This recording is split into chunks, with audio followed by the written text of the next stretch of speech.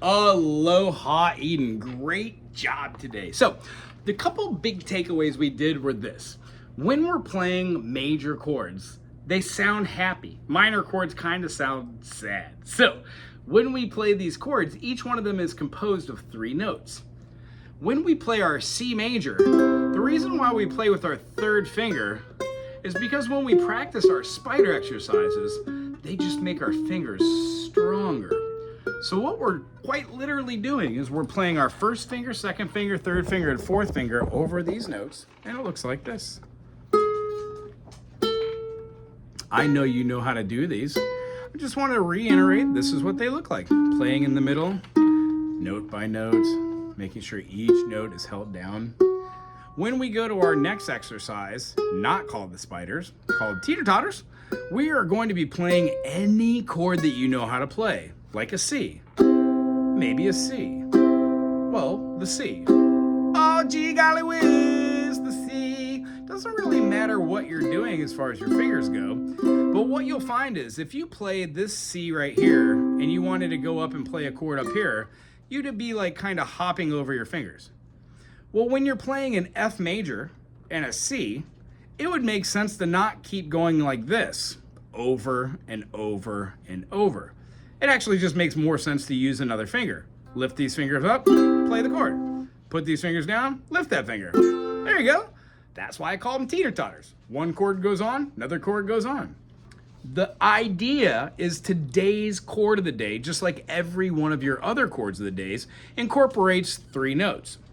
When we play the 2nd fret, and we don't play all of the strings, we only play the G string, the C string, and the E string, we're objectively avoiding the A string.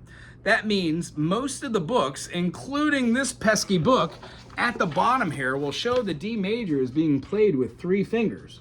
1, 2, 3. That ipso facto, or essentially, isn't right. It's a great way to learn where those notes are and play, but that's a lot of fingers on the fretboard. Every guitarist, every ukulele player, and every professional musician that I've ever seen plays their D or their A or chords that utilize 3-note bars like this. You play those 3 notes and you lift up one of your fingers to give that open string. Now for this one, it really requires good body posture. If we're holding the instrument like this and not like this, we're sitting up straight, and that we're not bending our head to go like this, but we're sitting absolutely straight and we're letting our body posture look straight ahead. If we rock our thumb and our whole hand forward, what happens is you can still play these 3 notes and it rocks forward and avoids that open A. It's a very, very slight amount of distance that you do it, but here's what it looks like to try your teeter-totters with every finger. 1, 2, 3, 4.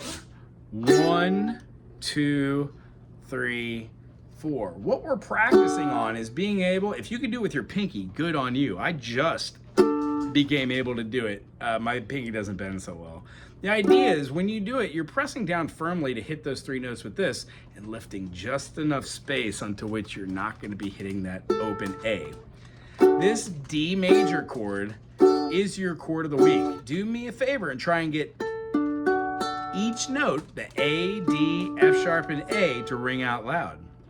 Next week, we're going to be doing a little bit of a review on your C. We're going to be doing a review on your D minor, your E minor, the F major, the G major, the A minor, the B diminished, and the C. This is the key of C major. There are no sharps and no flats. I'm going to go ahead and start playing all these for 4 beats, starting at 4 minutes and 35 seconds. 1, 2, 3, D minor. 2, 3, E minor. These all start off layering, and then they all become significantly easier to play as a result of clocking hours.